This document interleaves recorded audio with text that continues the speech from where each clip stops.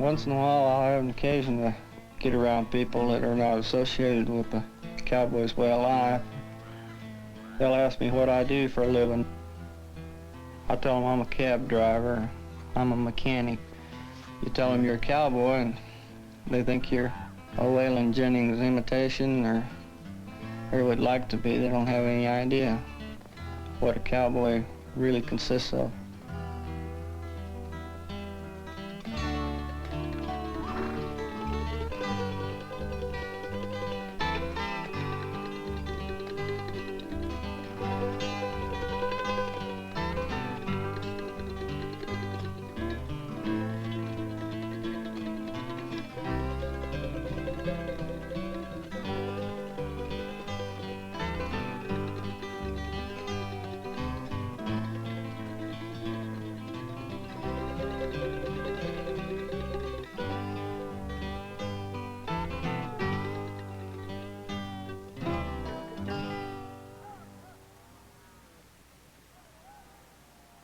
A lot of people look at us like we were not quite up to snuff with the rest of the world, but I don't see nothing the matter with it. As far as I'm concerned, we're the Highly Exalted. And just take a good look here. Let me get my shirt together and straighten up my hat. And if you don't think I'm highly exalted, well, maybe you better look in the mirror when you shave in the morning.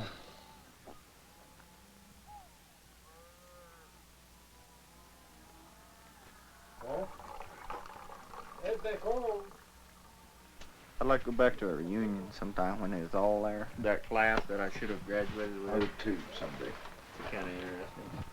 Because I was probably, if they ever voted anybody, you know, the least likely to succeed, but I'm sure that if they had had such a vote, I'd have got it. And they're right. I quit school when the principal told me I didn't know the difference between a church and a pool hall. She just knew that you've been eating house cats. Ain't nothing wrong with eating a house cat. Just like a rabbit. Like a rabbit? Well, different than a rabbit. You ate your cat? Yeah. Haven't you ever ate a cat? Not one of my own. What they claim is about like horse meat, isn't it? Similar to a horse, yeah. Similar to a horse when you get talking about around folks. Folks think you're not supposed to do that. They say normal people don't eat cats and horses. Why'd you eat your cat? You say, why did I eat my cat? Like I ate old Pusser. But I didn't eat old Pusser. I was trapping one winter. And building some fence. And the groceries is lean. That was one of them times when I was self-employed and not doing so good. That's what I say, like this. It's working. Hell, ain't nothing to it.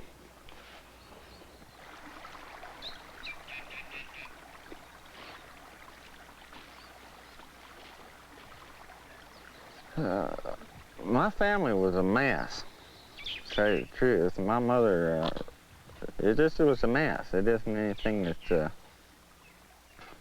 you'd write home about, you know. More or less, I was a juvenile delinquent.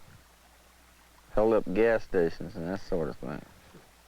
I was 12 years old when them adoption papers were signed, and that's like trying to graft a yearling onto a milk cow. It just don't graft very well. And so I caught me a train and I hooked it. I came back out here and went to work. And I've been kicking around working ever since.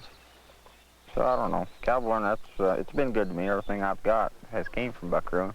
So why not stay with it? I like it.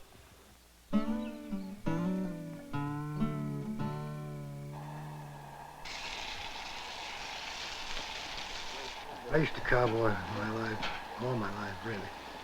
When I got hurt by a horse, 79, the horse buckled me downhill in the dark, split my pelvis. The doctor told me to stay off them horses.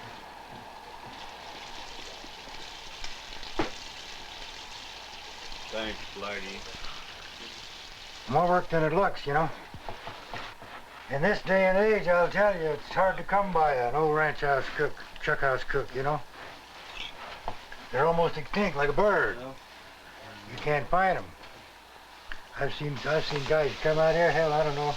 You can't take a man cooking in the casino, come out here and expect him to be a chuckwagon cook, you know, you don't know nothing about it. Or a guy cooking in a cafe.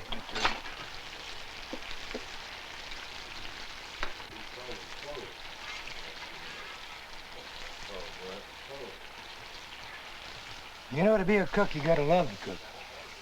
I'm no cook. I never did learn.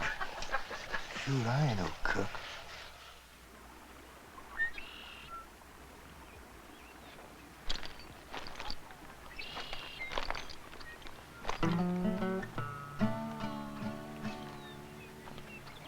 They had one good chuckwagon cook here. His name was Dick.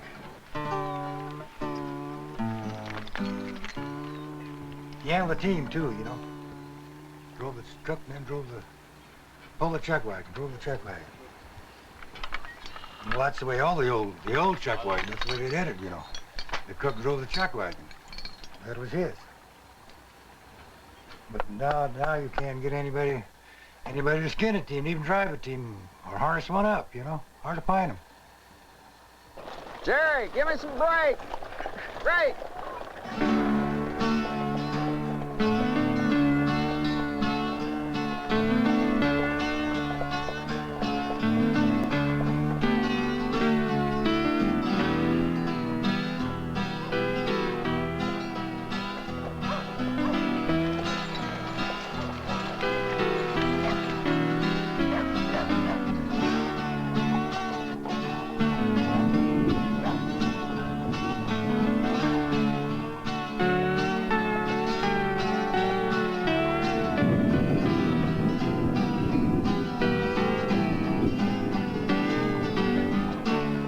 Drive to the job this day and age.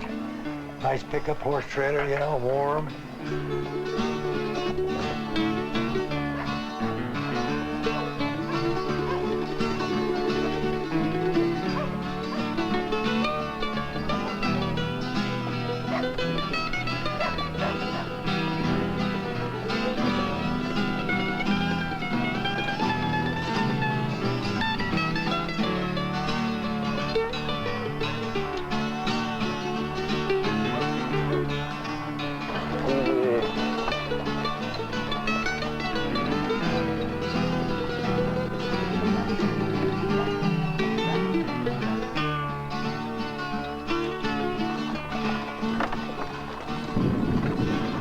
Don't take much to be a cowboy.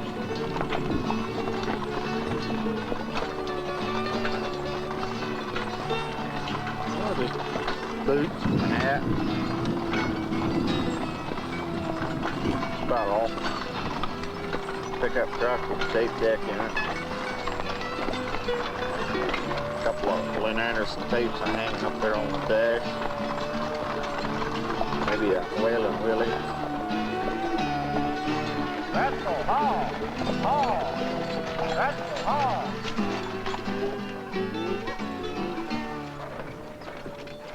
Whoa. That's sweet on. Yeah. Well, there. Get her over there. Look worse now than dead. Unsnap that breast strap.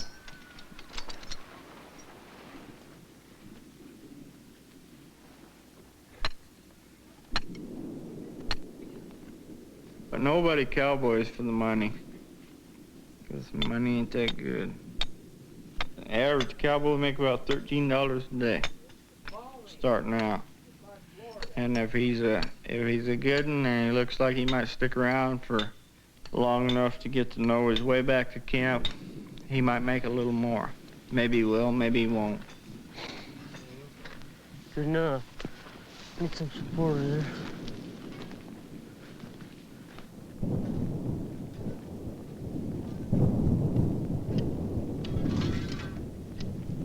Your groceries don't cost you nothing, and your house don't cost you nothing. You furnish your own bed, but what the hell's a pile of blankets and a piece of tarp? Don't amount to nothing.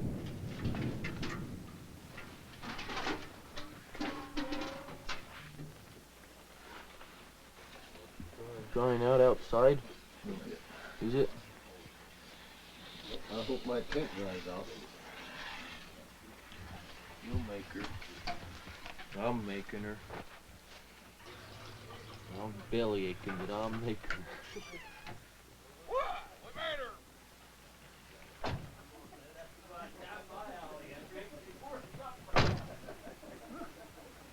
I shouldn't make it sound that bad. Actually, I went 6 weeks to the 7th. The day I got my report card, they told me that they didn't need me anymore. She wasn't worth the paperwork, huh?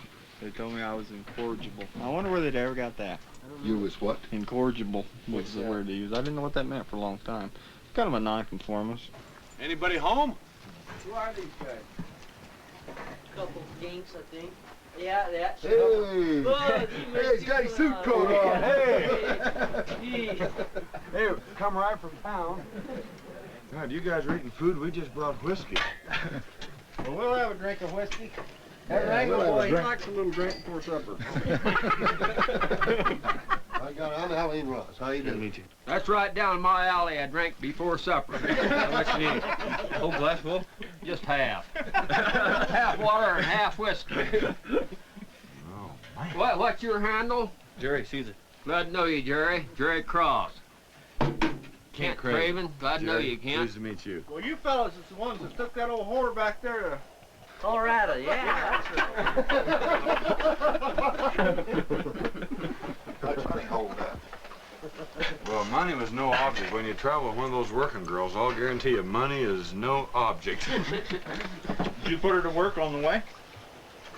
No, we never put her to work. She had a purse about that big. Right, Susan? Yeah.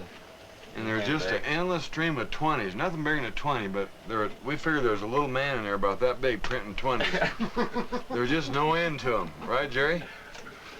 How many days Took him were you out. on this vacation? Well, see. it took about What's today? 3 or 4 days to go from Elko, Nevada to Colorado Springs. Of course, we weren't in any hurry. Was you nasty to this lady along the way? Oh, no. She was true to the man we're delivering her to. How long's it been since you ate, Susan? I'm gonna ask, this is food, huh? You recognize her right off. Damn. We got some pineapple cake up here. It's almost as good as that whiskey. Oh my God, look at them bubbles roll. Jeez. Sign of a conditioned man. How long has it been since you worked? At least 13 days. What's it been, 13 days? Oh, yeah, they sit around here and tell their life history after supper, you know. Now, I've seen people in worse shapes than that, but they weren't too bad, really. They were happy, I mean.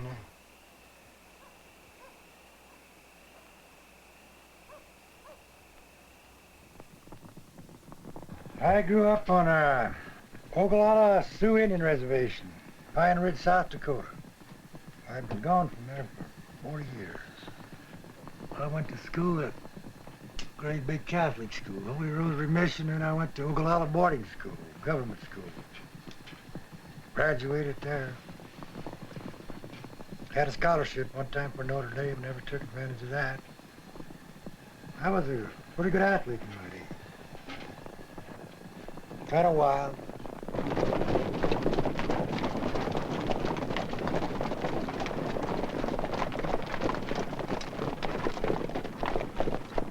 I used to ride what they call the rough string. They don't have them no more either. They don't have the rough string anymore. They were the bad horses, you know, horses that kick, bite, and lay down, run off, duck, and everything. But they don't have the rough string on these ranches no more. But this one guy, that's all he did, you know, ride the rough string. They bite, they kick, they paw you, lay down on you, balk, whatever.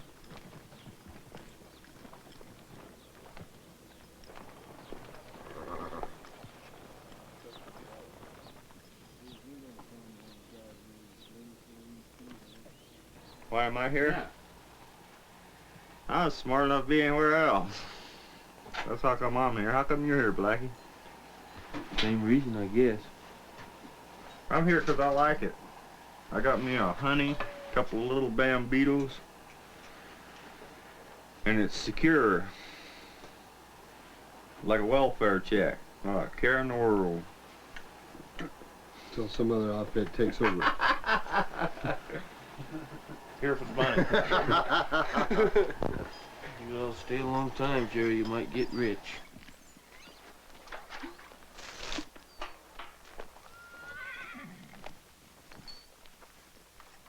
One of the things about this northern Nevada country, the uniqueness or vastness of it, is there's a lot of times when we start on circle that we'll trot for 25, 30 miles in one direction before we start our circle, start our day's work.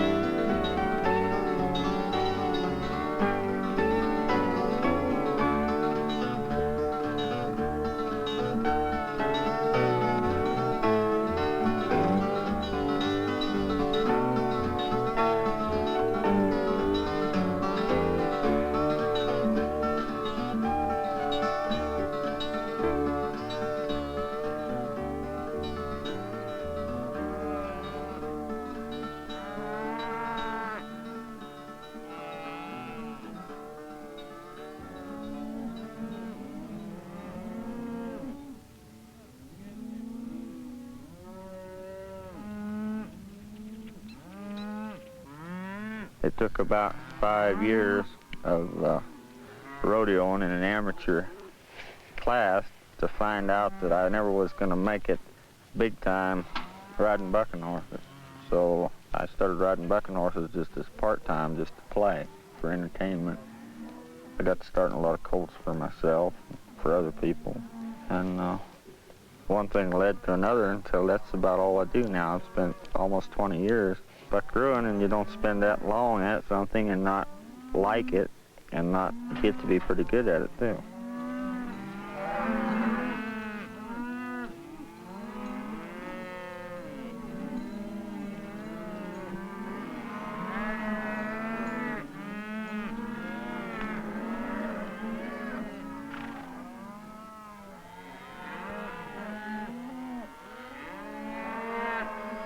The enjoyable part of working in a real deer ground is that it's quiet and you get a chance to see these fellows work their horse, and you get a chance to see a young horse maybe come along and really putting some nice moves on a cow, and that's, and the man is, you know, he's bringing this, not what natural ability is in the horse, he's trying to help bring that out and position the horse to put this work on these cows.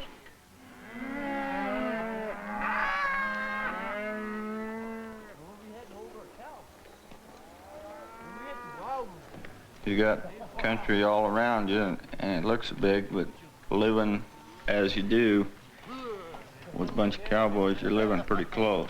And if you work with a man for very long, you get to know him really well. He'll pretty well tell you his whole history through the course of a year or so. You don't live like a rat in a den alongside somebody and not get to know how he thinks and where he's been, what kind of person he is.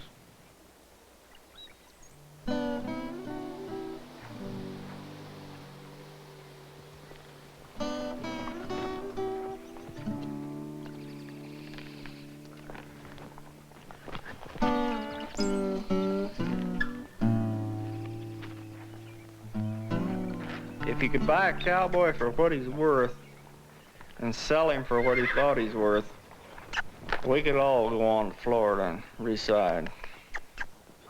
Cowboys put stuff on themselves.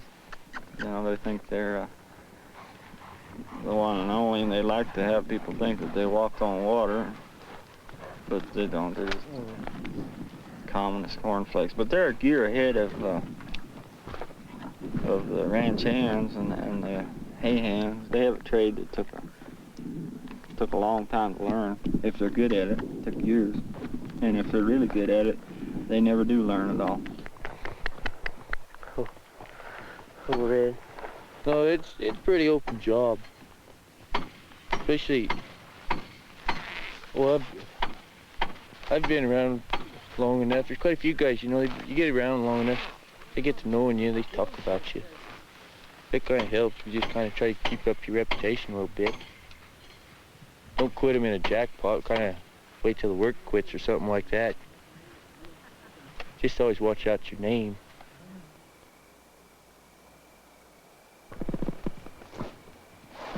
Dean's good with a horse. You know, he plays the horse a lot. Person has to do something, go nuts on these outfits if you don't.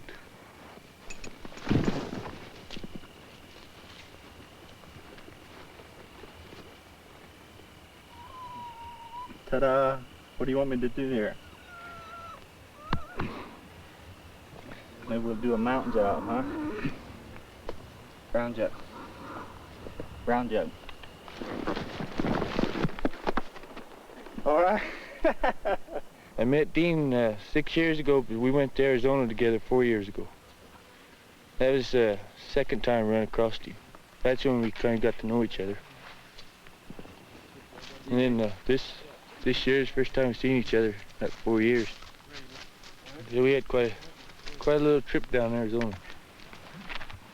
Quick, Blackie, he's getting away. Right there. Take that. Go the horn.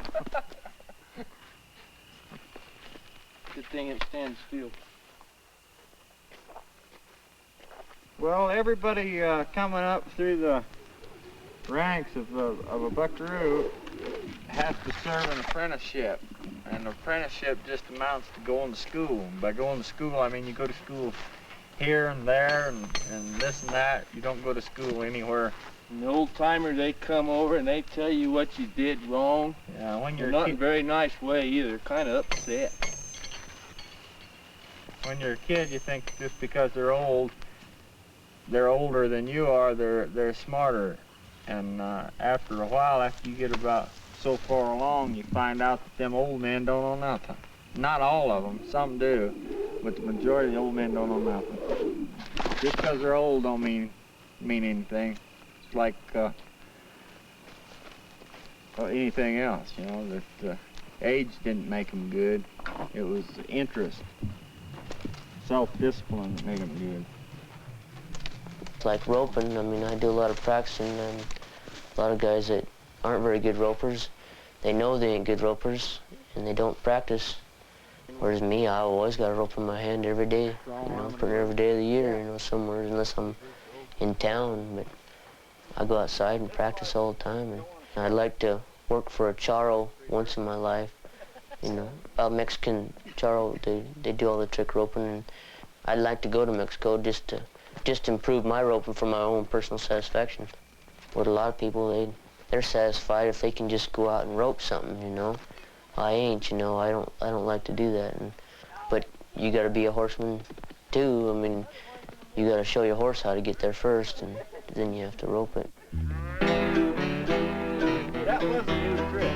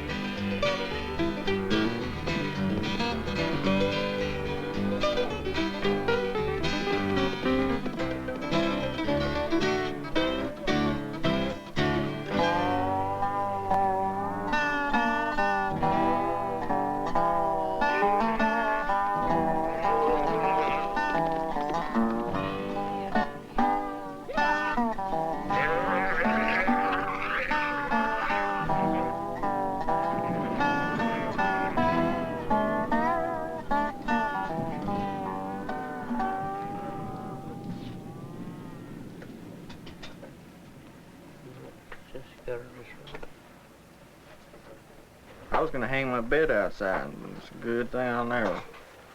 In fact, my teepee door's over, Blackie, and if your heart was in the right place, you'd ease on out there and close it for me. Well, if yours was in the right place, you'd ease on out there and grab my war bag and shut my door too. Yeah, but I don't have time. Well, I don't either. You don't either? How come? Because I'm just on the finishing processes of this stampede string. That old piece of junk you would throw away anyway. Look how scabby it looks. Well, That piece of trash. I might give it to Taylor Canyon. You ought to give it to me and publicize for it. Advertisement. Well, you might get it. Maybe I'll sell it for you. What would you take for that stampede string right here today? $40. $40. Jesus, would you 10 No, for cash? I got I money. mean green money. I got money in my pocket. I don't need it. Yeah. How much money you got in your pocket today, my man? Well, I ain't got none up here, but I'm... Hey, I do too. I got a paycheck up here. One flush buckaroo, ain't he? He ain't got nothing but a dream and a faraway anticipation. Well, I got a paycheck. Where? Everywhere.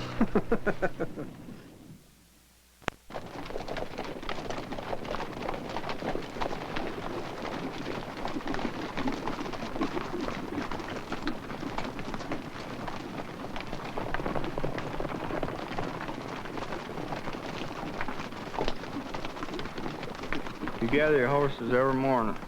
Every morning you wrangle, catch up what you're gonna ride that day, and if you've got a circle to make in the afternoon, then you might wrangle again.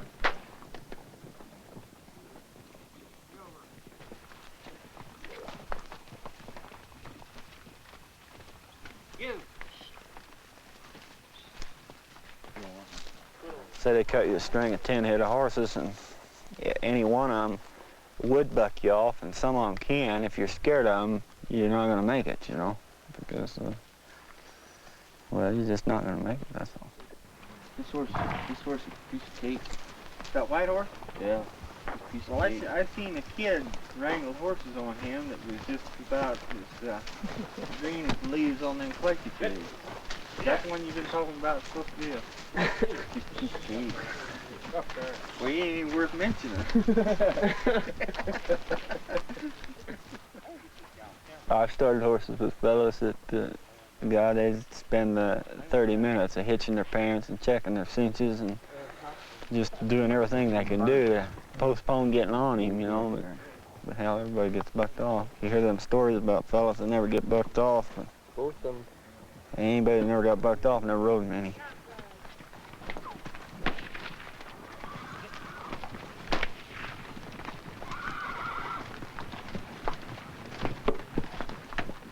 If you come on a ranch and you may get 6 or 7 or 8 or 10 horses, and you'll have, you know, maybe one good bridle horse, or maybe 2, you know, just depending. And you've got maybe 2 or 3 other horses that are particularly adept at working cows. Some have a lot more ability than others, or desire, or whatever, and it's a lot probably in the way they were started and the way they were handled, you know, to begin with.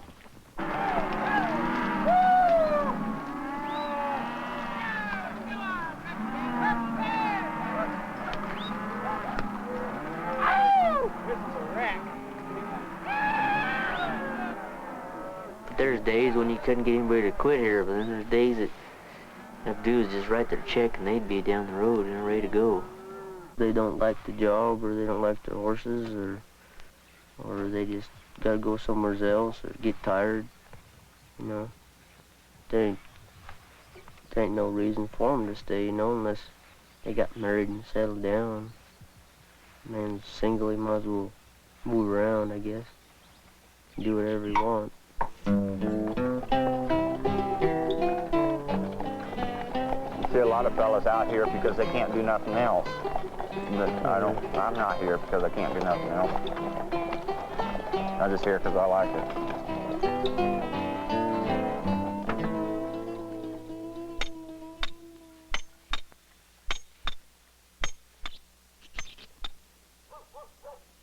Just come into a new outfit, and I'll get tying them knots. They start asking me, I really whip them all out. Well, there'll be some scoutmasters watching. The Dragon Bull. Mother, get that book on knots. Dragon Bull.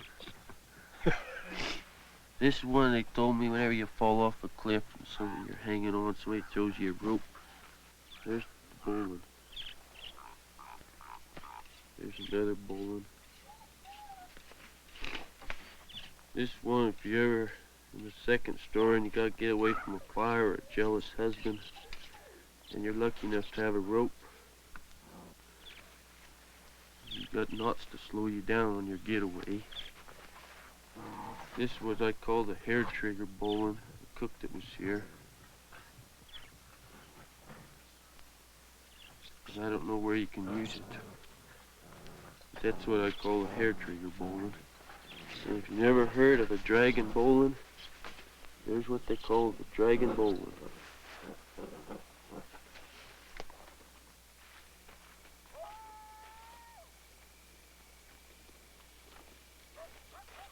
What was the story about when you first went to school, how you'd run home every night? No, I'd run away. That was a Catholic school. Yeah, that was Holy Rosary Mission. That was a boarding school. I mean, yeah, you boarded there. I mean, you stayed there. I had a little teacher called Rosie Swallow. I remember that. Well, she wasn't so bad. She wasn't a nun. The nuns were the ones that were mean. The nuns. Well, I'd run away so much they put a red stocking cap on me, you know. They had a playground out there, you know. And every time they spotted that red cap gone, they knew I left. So I'll tell you, you know, that was 55 miles to the ranch from that school. And I'd leave in the morning, I'd make it by midnight, at 55 miles. Running, you know, going uphill and downhill. You see, when you run away from there, if anybody catches you, takes you back to that school, outside of your parents, they give them it's $25. Take you back there. So a lot of the people along the way had to duck them, you know. Couldn't see anybody, you know. But nobody's ever took me back with my post, because I always got home.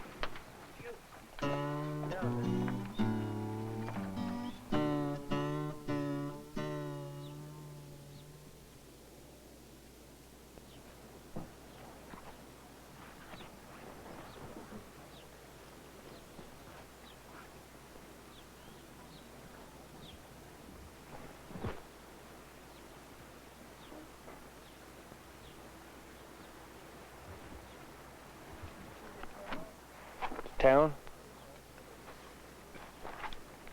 party. That's what most of them do. I've done it. Spent every dollar I had. Going to town to see the girls is a big part of this life. You're out here, you've seen what this is like out here for 30 days, and you know, it's sure a lot of fun. But it isn't near as much fun as going to town, drinking whiskey and seeing those girls. That's a lot of fun. Now, that's really fun.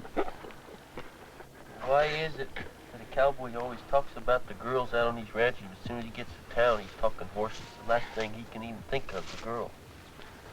Some of these truck drivers, you know, come in there and, boy, they got a bankroll, you know. You know them billfolds or Gribby loans, they got a chain hooked onto it, several $100s or maybe a few thousand in there.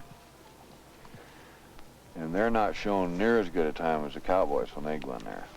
And when they go in there, they spend everything. You know, they may go to, you know, pick up some things that they need. But everything that's left over goes for whiskey and girls. So when they're, you know, when they're all in, they're all in. They spend it all right there. And, you know, those girls will ante up and give you, here's some money, go get breakfast, or they may fix you a sandwich right there, feed you right there, and give you a place to lay down and rest or something. So there's kind of a camaraderie, wouldn't you call it that, Blackie, between them, some of those girls? I don't know. You know, it's just the thing of being single, I guess. Yeah. And there's very few cowboys that you know, have something steady. You know, because of their job, more or less. You know, they can't afford it for one reason, and then couldn't keep one if they did have one, because you might not show up in town for a month. There was times I went 2.5 months without going to town. That kind of screws things like that up, you know. They ain't got to wait that long for you, you know.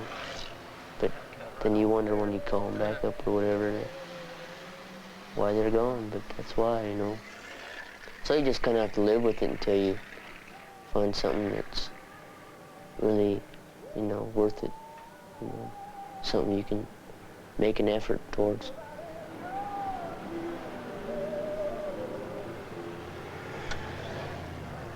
Town's jumping tonight, isn't it? Yeah.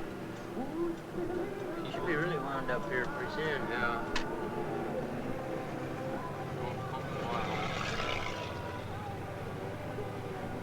Suppose everybody's here?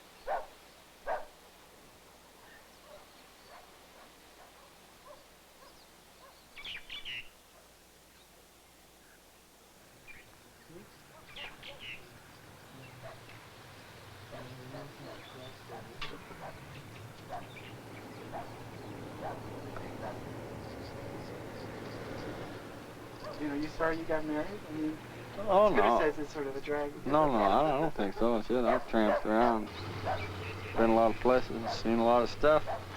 No, I ain't sorry. No, I kind of like it. Good one.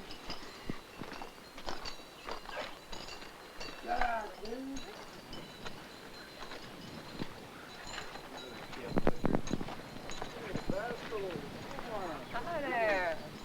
Hey, Hi, Kim. What are you packing there? Bread. But we're going to put up a little stand out here and sell our wares. Reeve's pretty tolerant, but I shouldn't say that tolerant. She's really good. There's nothing glamorous for a woman sitting around camp or in a house somewhere with no money and no future while the old man's out there roping the wild ones and riding the tough ones. Out on this burning desert. Oh, I know how it is. Well, good looking. Hi, Allie. How goes it? Yeah, I called Reeve up at 10. We're supposed to leave at, no, 10:30. How long you been sitting over there? Oh, we just Hours. Kept thinking, well, Bucker will come by and rescue us fair maidens. Starved dead. Drag you across the creek, huh? Yeah. by our hair. You're going with me. I even had school this morning and everything, and I was ready on time. You had school? Saturday? How come? We had a project we had to finish, so like tomorrow's Mother's Day finish project. Tomorrow's Mother's Day. Oh, God. Let's go hit the big screen. I got news for you. Only the Exalted go to the screen. Oh, okay. Well, I was pretty exalted last night. Friendly me. pretty friendly. I told Debbie, I don't know if I was as funny as I thought I was, but I thought I was pretty funny. Telling me. Wasn't really all that fun. Just fun. Well, that goes a long way, huh? What's building over there, Cookie? Hi! I hear they told you the one about the women sitting on the table. Well, there's now, okay, there, Aline Now has you got one. our Yeah. interest going now. Tell us. That's the so. That was that one you said last night, or the other night. The one that I got, not the one that I got. I don't know any good cleaners. Ed was having a little bit of trouble. He wanted a new brain, so he goes to the doctor. This brain surgeon, he's going to get a brain transplant. And he's asking this old doctor, he says, I want a brain transplant. You show me any brains? He says, you bet. I've got quite a few of them. So they said, well, let's look at them. So they went in, they looked at this one, and his doc said, this is a doctor's brain. It's worth $300. Then he looked at this other one, he said, this is a lawyer's brain. It's worth $400. Well, Ed said, well, you got any more? And he says, you bet. He said, here's a cowboy's brain. It's worth $10,000. So Ed, he asked, he says, why is it the doctor and lawyer brain ain't worth very much? If that cowboy's brain's worth a lot. That's because it's never been used. Oh, we'll have something better now, but I don't know any.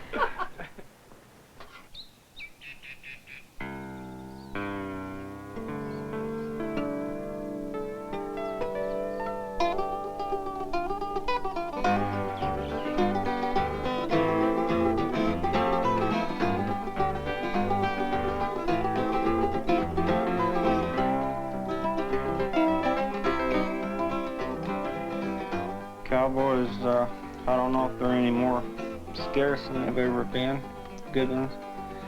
But when this country goes, when Nevada goes, the cowboy will be done. No more long rides. This country's even all fenced up. Getting more fenced all the time, hemmed in, although it is still big.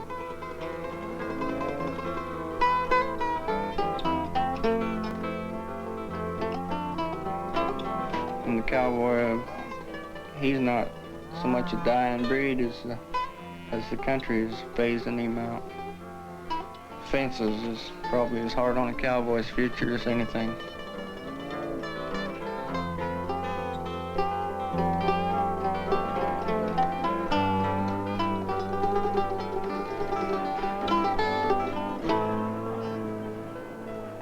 And as long as you've got cattle, you've got cowboys, but if they ever get it fenced up to the point that a man don't have to go look for his cattle, he knows where they're at. Cowboys, day and time, will just about have it. Be done.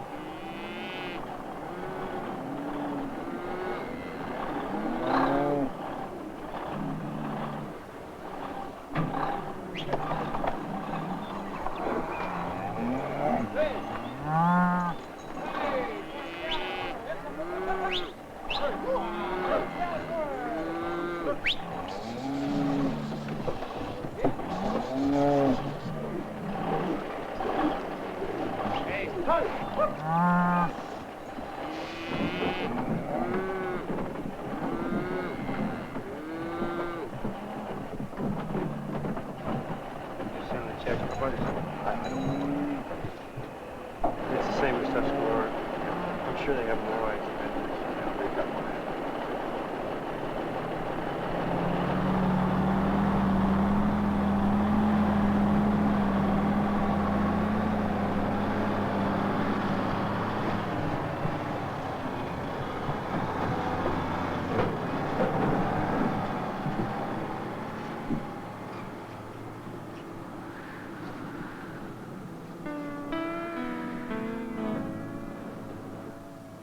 Who do you think would be most likely to leave here first of this crew?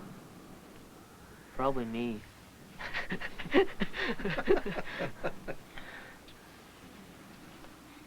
But that's... What's that? Well, that's what I mean. You get tired of it, you know. It'd be all right if I had a deal set up, you know, where I was making more money than what I was.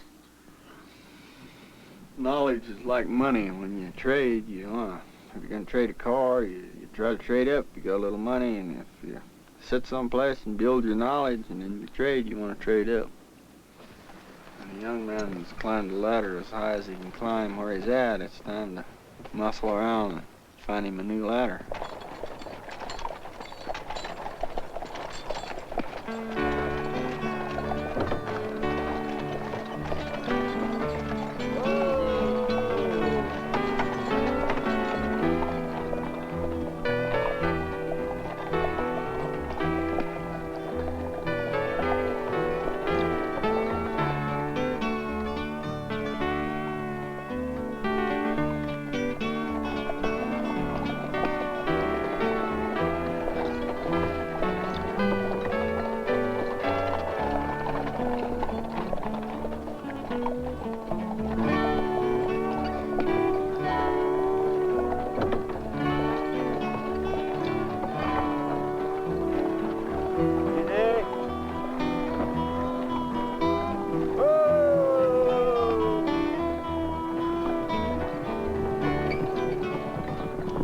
but I'm gonna give this life up February. Heading home. Start life all over on a reservation. After all these years. When I left there, them Indians used to travel in wagons, you know. Team of horses, drive a team of horses wagon. 2 or 3 dogs following them, you know. Maybe a couple of the boys are riding horses back coming on from behind, you know. Some walking. The roads were just nothing but old dirt roads. Had a place where they tied their horses up into the agency. That was a long time ago, though. But now they tell me they got blacktop highways, shopping center and everything.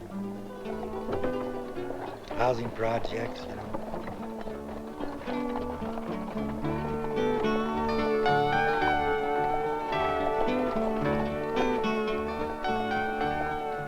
Money don't mean nothing to a cowboy. It don't make any difference whether you paid him $1,000 or paid him $100.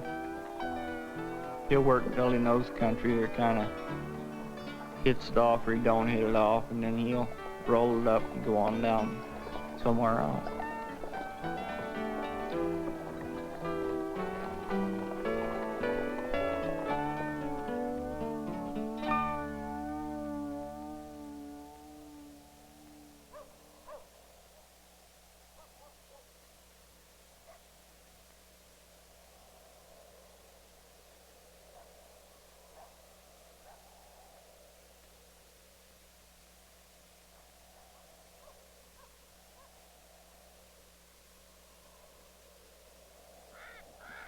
Some cowboys are just pretty content just to coast along. I have trouble just following somebody. I sing my own song, you know. Hell, I don't know. She says I won't ever change, but I will. You know, it's just a matter of time. I bought that little piece of property, see, in Idaho, and thinking that I'd maybe start me a house there. But I keep telling her if I do that, then I'm in a rut. You see, I'm sitting there, and you've just got a circle like an old ant in an anthill. You're only so far you can go, and your whole world revolves around that. So whenever I jerk the wheels off this wagon, I feel like I'm gonna limit myself a little bit.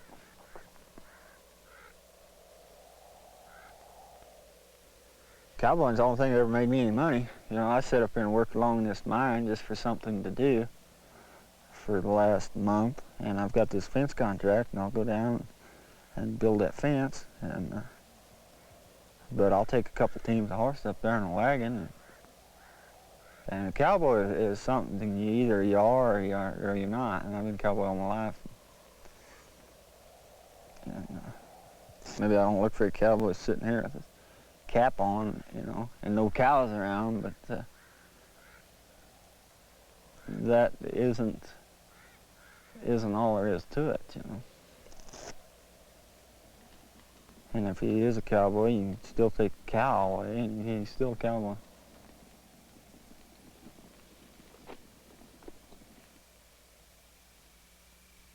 He gets the fence rolling and a weaving behind. My head gets to popping, I sort of go blind when he takes the hand springing way up in the air and leaves me a-sitting on nothing up there.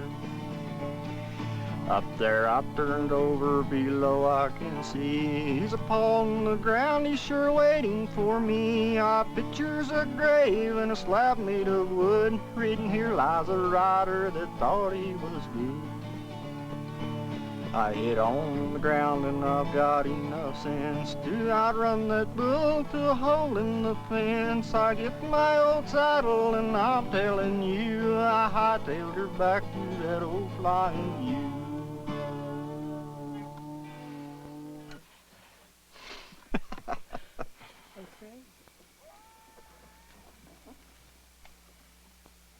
Y'all was looking at us like we were so strange, and it just made a reference as to Highly Exalted ones as just kind of a joke, you know. I mean, it was because anybody in their right mind take one look at us and see there's nothing highly exalted about us.